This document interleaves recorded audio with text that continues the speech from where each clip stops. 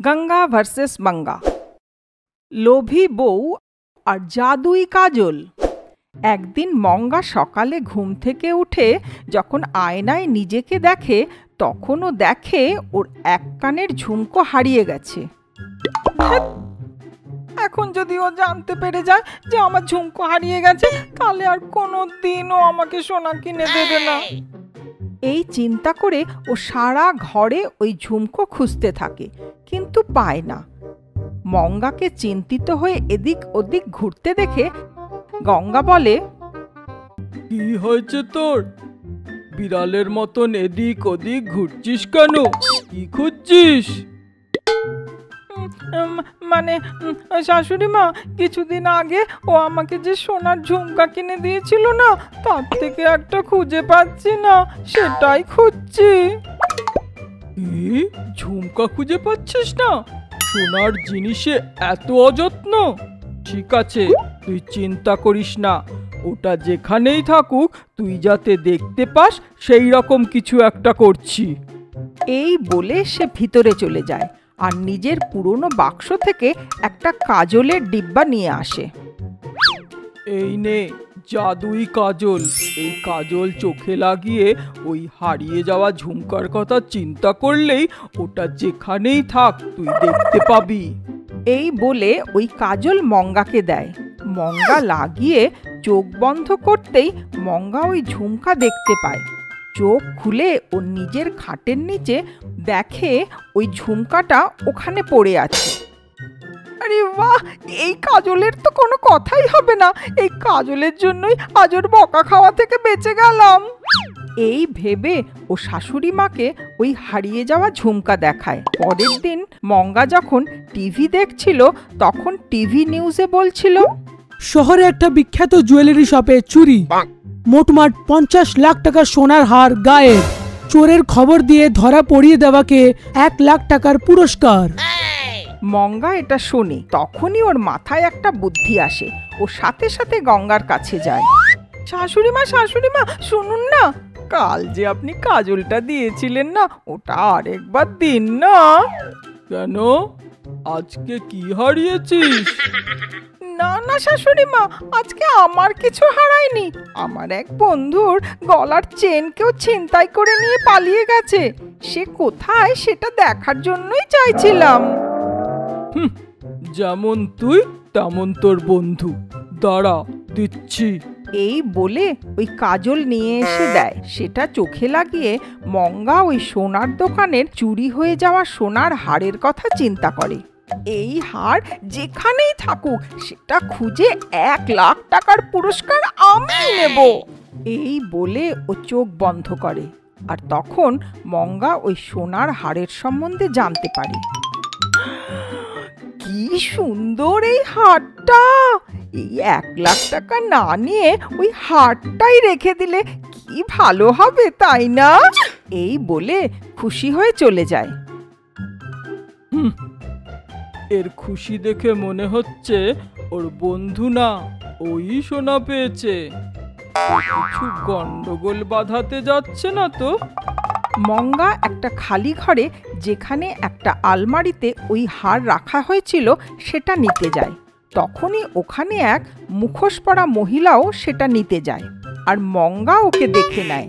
ওই মহিলা মঙ্গাকে দেখে চমকে যায়। ছাড়, এটা আমার হার। না, এটা আমি পেয়েছি, এটা আমার।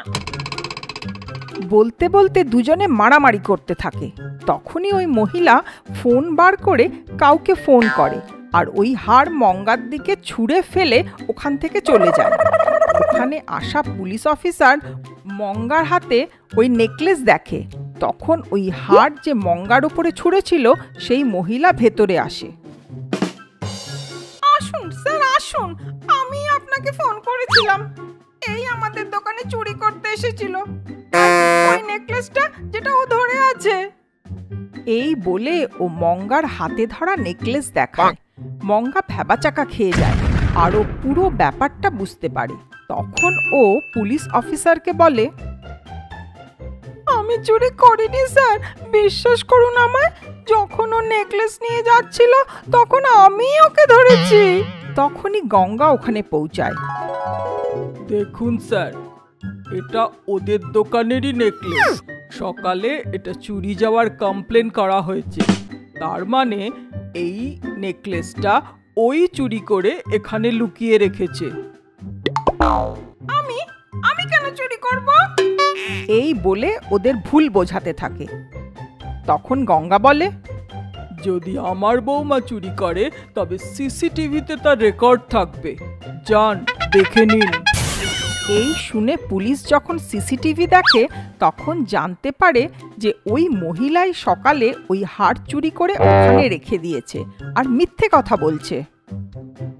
দেখুন স্যার, আমি আমার বৌমাকে ওই চোর ধরতে পাঠিয়েছিলাম। Very good.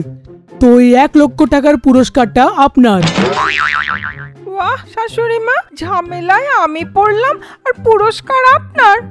আমার খুব শিক্ষা হয়েছে। যদি আপনি সময় মতো না আসতেন তাহলে আমায় জেলের ঘানি টানতে হতো। আমাকে মাফ করে দিন শাশুড়ি মা, আর কোনোদিন আমি এরকম করব না। এই বলে নিজের গালে থাপ্পড় মারতে থাকে।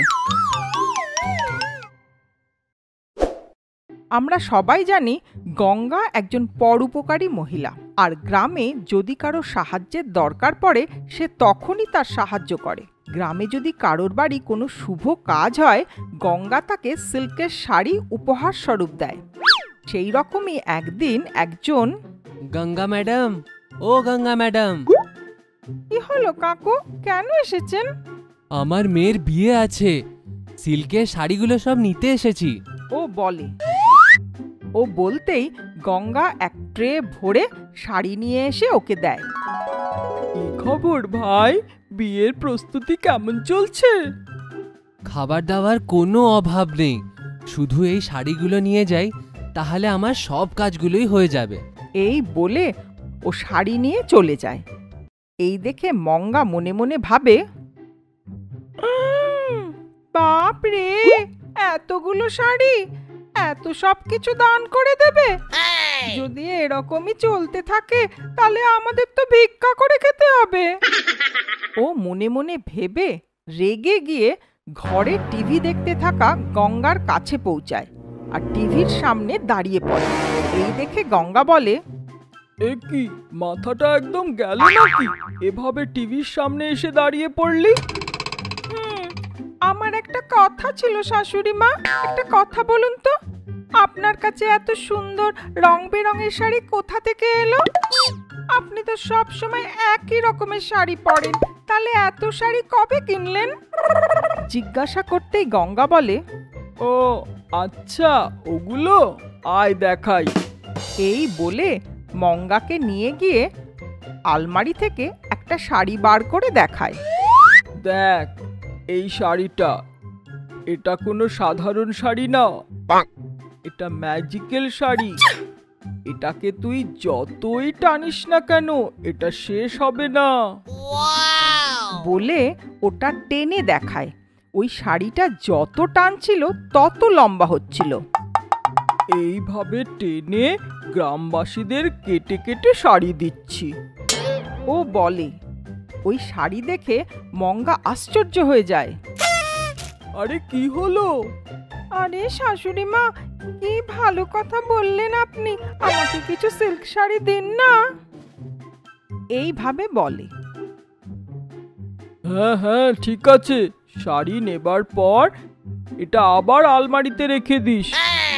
এই বলে গঙ্গা ওখান থেকে চলে যায়। মঙ্গা সারা দিন বসে শাড়ি টেনে টেনে অনেক শাড়ি কেটে নেয়, কিন্তু ও ভেবে পায় না ও এত শাড়ির কি করবে। মঙ্গা ভাবে, এত শাড়ি দিয়ে আমি কি করব?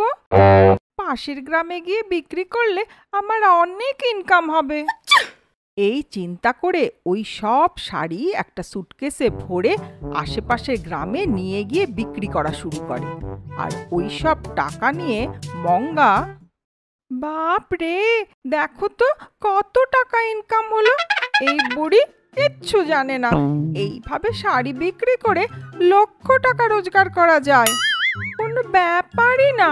আমি করব, কিন্তু শাশুড়ি মাকে না দেখিয়ে ওই শাড়ি কিভাবে নেব? এই কথা চিন্তা করে ও ঘরে ফেরে। ঘরে ফিরে দেখে মঙ্গা ঘরে ঘুমোচ্ছে। মঙ্গা এই সুযোগের সদ্ব্যবহার করার জন্য, বাহ, শাশুড়ি মা তো ঘুমোচ্ছেন, এইটাই ভালো সুযোগ, ওই শাড়িটা আমি সঙ্গে নিয়ে যাই। এই ভেবে ভেতরে গিয়ে ওই রকমই একটা শাড়ি ওখানে রেখে ম্যাজিক্যাল শাড়ি সুটকেসে ভরে ওখান থেকে চলে যায়। পরের দিন মঙ্গা সুটকেস ভর্তি শাড়ি নিয়ে অন্য গ্রামে গিয়ে বিক্রি করতে থাকে। এক মহিলা, ও শাড়িওয়ালি, তোমার শাড়িগুলো খুব সুন্দর, আরো কটা নিয়ে এসো, কিন্তু প্রথমে আমাকেই দেখাবে। এই নাও, আমার টাকা অ্যাডভান্স করে দিলাম, বলে টাকা দেয়। এই রকম অনেকে মঙ্গাকে শাড়ি কেনার জন্য অ্যাডভান্স দেয়। মঙ্গা নিজের বাড়ির দিকে রওনা হয়। এর মধ্যে গ্রামেরই এক ব্যক্তি গঙ্গার কাছে শাড়ি নেবার জন্য আসে। গঙ্গা শাড়ি নেবার জন্য আলমারি খোলে, কিন্তু শাড়ি দেখে গঙ্গা আশ্চর্য হয়ে যায়। আরে কি ম্যাজিক্যাল শাড়ি তো শেষ হয়ে গেছে, তার মানে আমার বৌমা নিশ্চয়ই এ শাড়ি বদলে দিয়েছে। এই ভেবে বাইরে এসে ওই ব্যক্তিকে পরের দিন আসার জন্য অনুরোধ করে।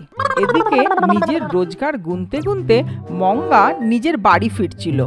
হলে বসে থাকা গঙ্গা, কি হলো বৌমা, তোমার কাছে অনেক টাকা হয়ে গেছে দেখছি। আসলে শাশুড়ি মা, বাপের বাড়ি গিয়েছিলাম তো সেই জন্য। এই বলেই ও ভেতরে চলে যায়। কিন্তু সেই রাত্রে গঙ্গা মঙ্গাকে পরের দিনের জন্য ওই শাড়ি থেকে শাড়ি বার করতে জানলা দিয়ে দেখে ফেলে। আচ্ছা, এই কথা, তুই আমাকেই বিপদে ফেলতে চাস? এই ভেবে চলে যায়। এদিকে মঙ্গা পরের দিন বিক্রি করবে বলে সব শাড়ি সুটকেসে গুছিয়ে রাখে। উফ, এই শাড়ি টেনে টেনে আমি তো হাঁপিয়ে গেছি, এই বলে ও ঘুমিয়ে পড়ে। এদিকে গঙ্গা মঙ্গার ঘরে এসে ওই সুটকেসের বদলে অন্য সুটকেস রেখে চলে যায়। সকালে মঙ্গা শাড়ির সুটকেস নিয়ে বিক্রি করতে অন্য গ্রামে যায়। আসুন আসুন, নিয়ে যান, আপনাদের মনের মতন শাড়ি নিয়ে যান, নতুন ডিজাইন আর রং বেরঙের শাড়ি নিয়ে যান, আসুন। এই বলতেই সবাই এসে নিজেদের পছন্দের শাড়ি নিতে শুরু করে, কিন্তু সব শাড়ি ছেঁড়া ছিল। এক মহিলা বলে, এই মেয়ে, এইসব কি ছেঁড়া শাড়ি দিচ্ছ আর নতুন শাড়ি বলছো? সবাই ধরো ওকে, খুব মারো, ধরো ধরো ধরো ওকে। এই সব শুনেই মঙ্গা ওখান থেকে দৌড়ে পালিয়ে আসে। শাশুড়ি মা, এসব আপনিই করেছেন না? এই বলে ও খুব মুশকিলে ঘরে পৌঁছায়। এসে দেখে গঙ্গা হাতে ম্যাজিক্যাল শাড়ি নিয়ে হলে বসে আছে। তোমার ব্যবসা কেমন চলছে বৌমা? বলে হাসতে